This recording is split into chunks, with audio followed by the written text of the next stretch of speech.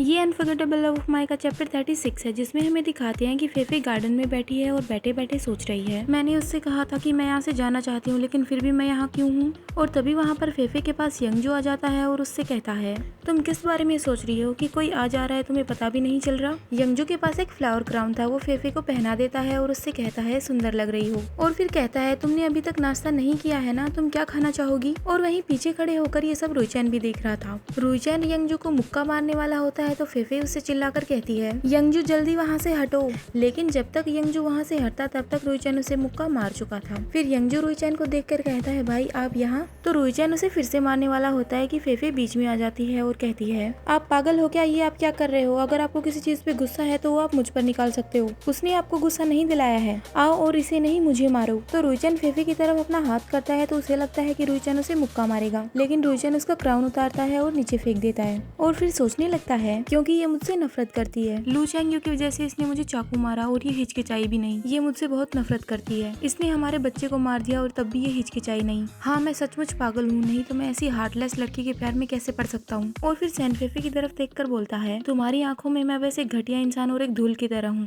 और वहीं सैन फेफे रुईचैन को देखकर सोच रही है, जो चोट तुमने मुझे पहुंचाई है उसके बारे में मैं कुछ कह भी नहीं सकती। और फिर रुईचैन को कहती है, धूल तुम तो उसके भी बराबर नहीं हो। और तभी यंगजू बीच में बोलता है और कहता है, लिटिल फेफे मैं बिल्कुल ठीक हूँ, मेरे भाई ने ऐसा इसलिए किया क्योंकि वो तुम्हारी काफी परवाह करता है। और तभी रुईचैन चिल्लाकर यंगजू से कहता है, चुप रहो, तुम यहाँ पर किस लिए आए थे, यहाँ से चले जाओ। तो यंगजू रुईचैन की तरफ देखकर कहता है, भाई। फिर रुईचैन फेफे से कहता है, मैं तुमसे माफी मांगना चाहता हूँ, मैंने तुम्हें पहले काफी चोट पहुंचाई और दुखी किया, वो मेरी गलती थी। तो फेफे कहती है, मैं जानती हूँ तुम्हें अब भी मुझ पर भरोसा नहीं हो रहा, मुझे इस तरह की माफी की कोई जरूरत नहीं है। तो रुईचैन कहता है, तो फिर तुम क्या चाहती हो, मुझे यहाँ से जाने दो, नहीं तो तुम्हारे पास जो बचेगी वो सिर्फ एक लाश होगी। और तभी बीच में यंगजू बोलता है, लिटिल फेफे ये आप क्या बोल रही हो। तो फेफे और रुईचैन दोनों एक साथ यंगजू को बोलते हैं, चुप रहो। फिर रुईचैन फेफे को कहता है, क्या तुम सचमुच ऐसा करना चाहती हो। तो फेफे कहती है, हाँ ये सही है, मैं हमेशा वही करती हूँ जो मैं कहती हूँ। और फिर सोचने लगती है, लेकिन फिर भी मेरे दिल में इतना दर्द क्यों हो रहा है, मुझे ऐसा लग रहा है जैसे मैं खुद को ही बेवकूफ बना रही हूँ। फिर रुईचैन फेफे से कहता है, ठीक है मैं तुम्हें जाने देने का वादा करता हूँ।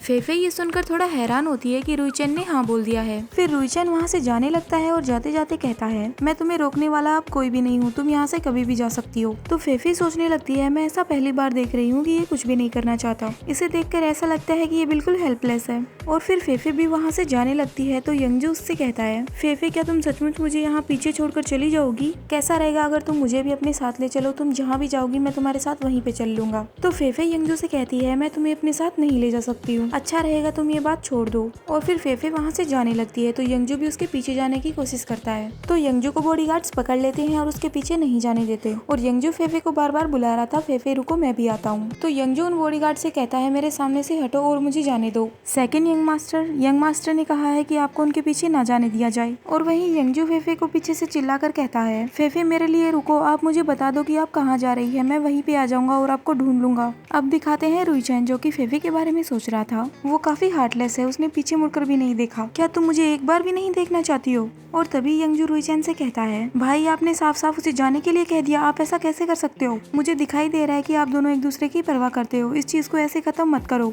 और तभी रुईचैन पीछे मुड़कर गुस्से से यंगजू को देखता है और यंगजू चुप हो जाता है। और फिर यंगजू सोचने लगता है, फेफे जल्दी से वापस आ जाओ, ये बर्फ के पहाड़ को देख के लगता है कि ये अभी भी आपका इंतजार कर रहा है। अब हमें 3 दिन बाद का सीन दिखाते हैं जहाँ पर रुईचैन फेफे के बेडरूम में आता है। उस रूम में फेफे की काफी यादें हैं, वो उस रूम में रही है। तो रुईचैन उस कमरे में जाता है और फेफे को याद करने लगता है। फिर रुईचैन वहाँ पर एक ड्रॉवर खोल के देखता है तो उसे वहाँ पर एक बुक मिलती है जो कि फेफे की थी। फेफे उसमें अपनी मन की बातें लिखती थी। रुईचैन उस बुक को खोल के देखता है तो वो हैरान हो जाता है कि उस बुक के किसी पेज पर रुईचैन की भी ड्राइंग थी। फेफे ने रुईचैन की ड्राइंग बनाकर साइड में उसका नाम लिखा हुआ था। रुईचैन उसे देखकर समझ गया था कि वो उसी की ड्राइंग है। रुईचैन उसे देखकर सोचने लगता है, ये उसने कब बनाई, मैं मुस्कुराता हूँ तो क्या ऐसा लगता हूँ। और फिर रुईचैन आगे के पेज पढ़ता है तो उनमें लिखा हुआ था, मेरे साथ ऐसा हुआ कि काफी टाइम से मेरे पीरियड्स नहीं आए थे, बाद में मैंने चेक किया तो मुझे पता चला कि मैं प्रेग्नेंट हूँ। ये खबर सुनकर मैं थोड़ा हैरान हो गई हूँ क्योंकि मैं अभी तक माँ बनने के लिए तैयार नहीं हूँ। इसके अलावा उस बदबूदार की पिछली सारी हरकतें देखते हुए मैं उससे ये बात पूछने गई क्योंकि मुझे लगा कि उसे पता है कि मैं प्रेग्नेंट हूँ। और जब मैं उससे ये बात पूछने गई तो उसने ये बात मान ली कि हाँ उसे ये बात पता थी। और मैंने ये सुनते ही अचानक मुझे गुस्सा आया और मैंने उससे कह दिया कि मुझे ये बच्चा नहीं चाहिए। अंदर आने के बाद मुझे इस चीज का पछतावा हुआ कि मुझे ये बात नहीं बोलनी चाहिए थी, लेकिन उसने सच में मुझे धमकाने के लिए लू चेंग्यू की लाइफ का इस्तेमाल किया। इतना सब पढ़ने के बाद रुई चैन सोचता है, अच्छा तो उस टाइम उसे ऐसा फील हुआ था, लेकिन मुझे सच में लगा कि वो मेरे बच्चे को नहीं चाहती है। अब रुई चैन नेक्स्ट पेज पलटता है जिसपे लिखा हुआ था, आज रुई चैन ने अचानक से मुझे एक रिंग दी जो कि काफी महंगी है और मुझे वो बहुत पसंद भी आई, लेकिन शायद उसे ये बात नहीं पता है कि रिंग्स केवल लवर्स को ही देनी चाहिए और इसीलिए मैंने उस रिंग को लेने से मना भी कर दिया। कौन जानता है कि वो आदमी इतना पैसे वाला है, उसने वो रिंग फेंक दी। ठीक है उसके पास पैसा है, लेकिन मुझे वो रिंग ढूंढने में काफी टाइम लगा था और जब मैंने वो रिंग ढूंढी तो थोड़ी देर बाद ही वो मेरे सामने आ गया और उसने मुझसे कहा कि वो मेरी से प्यार करता है। पता नहीं क्यों, लेकिन उस टाइम मुझे बहुत बुरा लगा था। इस बात पे मैंने काफी सोचा और फिर मुझे लगा कि ऐसा बिल्कुल नहीं हो सकता, इसलिए मैंने इस चीज को काफी सीरियस नहीं लिया। मेरे पास बहुत दिमाग है ना। रुई चैन ये सब देखकर काफी मुस्कुरा रहा था और सोच रहा था, मैंने साफ साफ वही कहा जो मेरे मन में है, मैं तुमसे ही प्यार करता हूँ।